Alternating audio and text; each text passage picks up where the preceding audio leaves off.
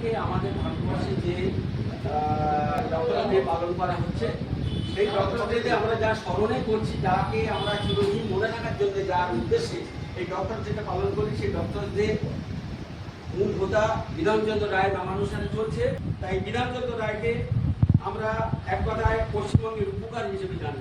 এই বিধানচন্দ্র রায়ের জন্মদিন উপলক্ষে সারা ভারতবর্ষ ব্যাপী এই ডক্টর ডে পালন হয় 1 জুলাই। আমাদের বিভিন্ন কারণবশত 1 জুলাইটা করতে পারি, ডাক্তারবাবুদের সবাইকে আমরা পাই না, কিন্তু আমাদের এখানে অনেকগুলো ওষুধ দোকান আছে, আশপাশে অনেক ওষুধ দোকান আছে, কিন্তু তার মাঝখানে আমির হোসেন ইউলাই যে উদ্যোগটা নেয়, ডাক্তারবাবুদের যে সম্মান আমরা দিতে চাই, কেন দিই? ডাক্তারবাবুরা এইসব ডাক্তারবাবুরা সারা বছর ধরে আমাদের পরিষেবা দেন, এলাকার মানুষজন সুস্থ থাকেন।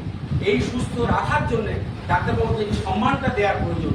আমার আমির হোসেন হালদারের নেতৃত্বে আমরা সবাই জড়ো হয়ে সেই সম্মান প্রদান অনুষ্ঠানটা আমরা শুরু করেছি বিগত কয়েক বছর ধরে। উপস্থিত আছে সবার সঙ্গে এক এক করে পরিচয় করে দিই। ডক্টর শান্তিরাম মণ্ডল, যিনি আমাদের সারা বছর সারা দিন রাত এলাকার মানুষজনের সঙ্গে থাকেন। রাত 12টা 1টা 2টোর সময় ওনার বাড়িতে গেলে উনি কাউকে ফিরিয়ে দেন না, সেটা ডাক্তার। আমরা সঞ্জিত বাবুকে পাই, কিন্তু নির্দিষ্ট কয়েকটা দিনে পাই, কিন্তু উনি দূরে থাকেন বলে হয়তো রাত 12টা 1টা 2টোয় ফোন করলে পাই, কিন্তু সশস্ত্রকে পাই ডাক্তার শান্তিরাম মণ্ডল।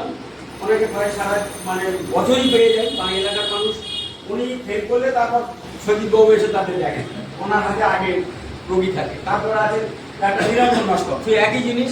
ওনার নার্সিংহোম আছে ছোটো মতো, এবং সেখানে অনেক ধরনের রোগী ভর্তি হয়, চিকিৎসা পায়, এবং সারা জীবন আমরা দেখে আছি ছোটোবেলা থেকে উনি সেই চেম্বার চালাচ্ছেন। ওনার বাবা ডাক্তার ছিলেন, উনিও ডাক্তার, দাদা মারা গেছে, তিনিও ডাক্তারি করতে।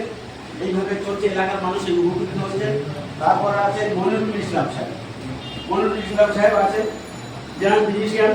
তারপরে আছেন আবুল কাশেম হালদার, উনি আছেন হাজিপুরে, উনি ডাক্তারি করেন, এলাকার ওই সব এলাকার মানুষজন ওনার পরিষেবা পান। তারপর আছেন ডক্টর সুভাষ মণ্ডল। নুরুদ্দিন বাবু আমাদের এখানে প্রায় 2 বছর হয়ে গেল, 5 বছর হয়ে গেল। ওনার সেই একই আর 2018 উনি ক্লোজ আপে যেমন দিচ্ছেন, হাসিটা দেখে বুঝতে পারবেন, এবং ওনার মতো ঝকঝকে দাঁত যাতে সবাই থাকে সেইভাবে উনি চেষ্টা করে যাচ্ছেন এলাকার মানুষজনকে। এখনকার ছেলেমেয়েরা অনেক রকমের দাঁতের ইমপ্ল্যান্ট, আউটপ্ল্যান্ট অনেক রকম হয়েছে। তারপরে ওই আসি এরকম ভাবে এখনকার ছেলে মেয়েদের যে দাঁতের যে কি মূল্য, সেটা যাদের দাঁত আর নেই তারা করে যাচ্ছে। এরা কজন সঙ্গে আছে শামীম শিকারী সাহেব, শামীম শিকারী সাহেব আমাদের ত্বক যাতে ঝকঝকে তকতকে থাকে সে ব্যবস্থা উনি দায়িত্ব নিয়েছেন। এবং বিশেষ করে এখনকার আমাদের সমাজে মেয়েরা যারা তার ত্বক পরিচর্যা করেন, তাদের কোনো রকমের প্রবলেম দেখা দিলে উনি তার বিশেষজ্ঞ, এবং সবাইকে সেই পরিষেবাটা উনি দিয়ে থাকেন। আমির হোসেন বাবু আসেননি, এবং সব শেষে আমি যার নাম করবো তিনি হচ্ছে ডাক্তার সঞ্জিত কুমার মাল। তিনি আমাদের অধ্যাপক, আরজিকর মেডিকেল কলেজের উনি প্রফেসরি করেন, সেই সঙ্গে সঙ্গে আমাদের সারা বছর ধরে পরিষেবা দিয়ে যান। যখনই চাই ওনাকে পাই, এবং বিশেষ করে কোভিড পিরিয়ডে ডাক্তার সঞ্জিত মাল যেভাবে আমাদের এলাকায় পরিষেবা দিয়েছেন, সেটা আমরা সবাই অনস্বীকার। আজকের এই মূল অনুষ্ঠানে প্রথমেই আমরা আমাদের রাজনীতিতে যিনি আমাদের সকলের সহযোগিতা করেন, ডাক্তার শান্তিরাম মণ্ডলকে উত্তরীয় পুষ্পস্তবক তুলে দিয়ে তাকে সম্মান জানান। সবাই একটু করে দিলে দাও।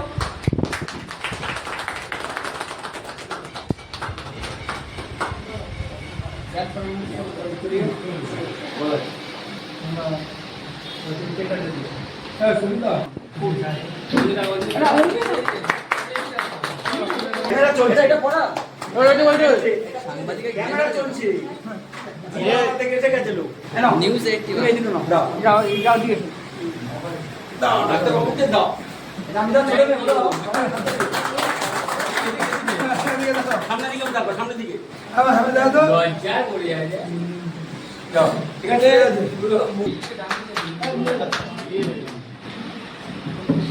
এই তো বললাম না এদিকে তাকান ধরো, সেই নিয়ম আছে। আয় এদিকে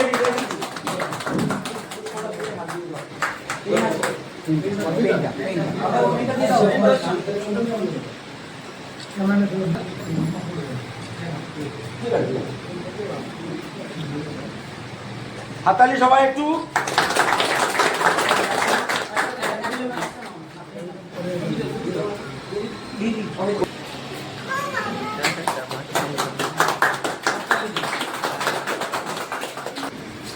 শিকারীকে ব্যাগ করাচ্ছেন আমাদের সকলের বৌদি হাতালি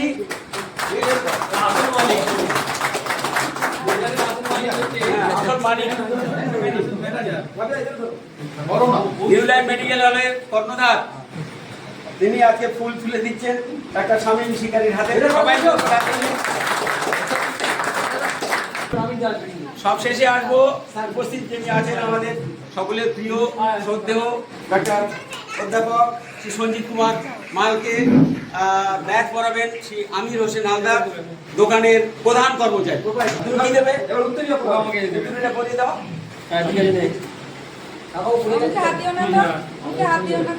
একটা হোক ক্যামেরা। ফুল আর কলম তুলে দিচ্ছেন ডাক্তার আমির হোসেন। আমি প্রায় 34 বছর প্র্যাকটিস করছি, কিন্তু আমাদের এই তল্লাটে প্রেসিডেন্ট সরকারিয়া হোক তার সাথেও এই ডক্টর ডে কোথাও পালন করতে আমি দেখিনি। তো আমি বলতে আমি খুব ধন্যবাদ জানাই। উনি খুব সুচিন্তিত এবং খুব ভালো উদ্যোগ উনি নিয়েছেন। এরকম উদ্যোগী মানুষ সত্যি আমাদের এখানে আমি আর দেখিনি। এই যে ডক্টর জীবন পালন করছেন কয়েক বছর ধরে, আশা করব এই ধরনের একটা মহতি অনুষ্ঠান উনি করে যাবেন, এই বলে আমার নিউ লাইফ মেডিকেল আমিরদা এই দীর্ঘ 15 থেকে 16 বছর ধরে ডাক্তারদের সঙ্গে পেশেন্টের রিলেশনশিপ থেকে মাঝখানে থেকে যেভাবে উনি সারা দিন রাত নিজের ঘুম নষ্ট করে যেভাবে আমাদেরকে বা এবং আমাদের এলাকার বাসীকে যেভাবে উপকৃত করে যাচ্ছেন, এর জন্য এত বড় একটা সুন্দর একটা অনুষ্ঠান প্রতি বছর করার জন্য আমির হোসেন সাময়িকবাবুকে আমি আমার তরফ থেকে অসংখ্য ধন্যবাদ জানাই এবং এখানে উপস্থিত সমস্ত প্রত্যেককে আমাকে ধন্যবাদ জানিয়ে আমি আমার এটা হচ্ছে আমার শপথ নেওয়ার দিন। আমি মনে করি এটা হচ্ছে ডাক্তারদের শপথ নেওয়ার দিন, একদম। যাতে আমি এইটুকু ভাবি যে একজন ডাক্তার, তারপর জাত হয় না, তার কোনো ধর্ম হয় না, তার কিছু হয় না, তার গলায় একটা স্টেথোস্কোপ থাকে। এই স্টেথোস্কোপটা দিয়ে সে যেমন হিন্দুকে দেখে, মুসলিমকে দেখে, খ্রিস্টানকে দেখে, সমস্ত গরিবকে দেখে, বড়লোককে দেখে, তার কোনো জাত নেই, ধর্ম নেই, তার কিচ্ছু নেই। সুতরাং ডাক্তারের কাছে সে পেশেন্ট, রুগী, তার রুগীর ব্যাকগ্রাউন্ড আমার জানার দরকার নেই, কিন্তু রুগীর রোগটাকে সারিয়ে দিয়ে সে হচ্ছে ডাক্তার, তার সেই কাজটুকু করবে। আমি মনে করি যে ডাক্তার হচ্ছে কি, সমাজে অনেক মানুষ এখন মনে করে যে ডাক্তাররা ভগবান। আমি নিজেকে ভগবান মনে করি না, কিন্তু এইটুকু মনে করি যে ডাক্তারের কাছে, আমার কাছে যে রুগীটা এসছে দূর দূরান্ত থেকে অনেক কষ্ট করে আমার জন্য বসে আছে ঘন্টার পর ঘন্টা, সেই লোকটাকে আমি মনে করি যে সে আমার কাছে লোকটা বা যে ভদ্রমহিলা এসছে তাকে মনে করি যে আমি ভগবানের দুধ বা আল্লাহর দুধ বা হচ্ছে গিয়ে গডের দুধ।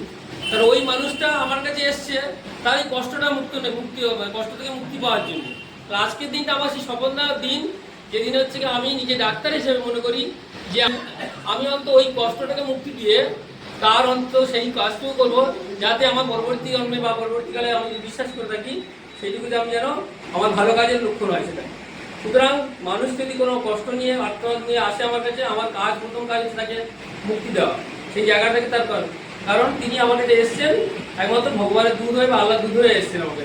সেইটা করে আমি মনে করি যে ওই মানুষটাকে আমি কষ্ট থেকে মুক্তি করবো। কারণ একটা মানুষের প্রথম পেটের ভাত, তারপর তার রোগ থেকে মুক্তি, তবে সে মানুষটা বাঁচবে। সমাজে বেঁচে থাকতে গেলে তার সম্মান থাকে, যেমন তার হচ্ছে নিরোগ অবস্থা থাকতে হয়, তার পেটের ভাতও দরকার থাকে। এইটা প্রথমে পেটের ভাত, তারপর নিরোগ থাকা, সুস্থ থাকাটা তার জরুরি।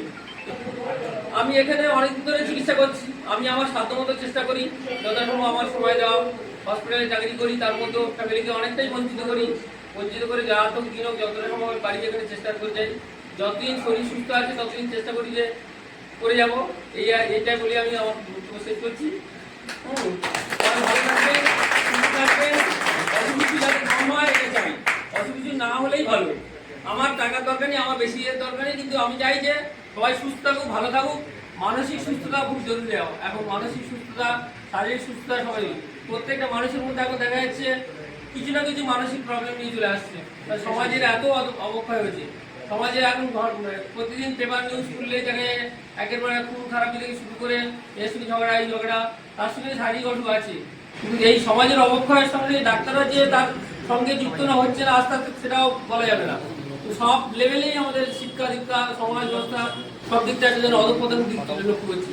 আমি একজন সমাজের থেকে নাগরিক হিসেবে আমার এইটুকু বলা দরকার ছিল। আর ডক্টর যেটা আমরা আবার শপথ নিই যে আমরা for the patient, by the patient, of the patient.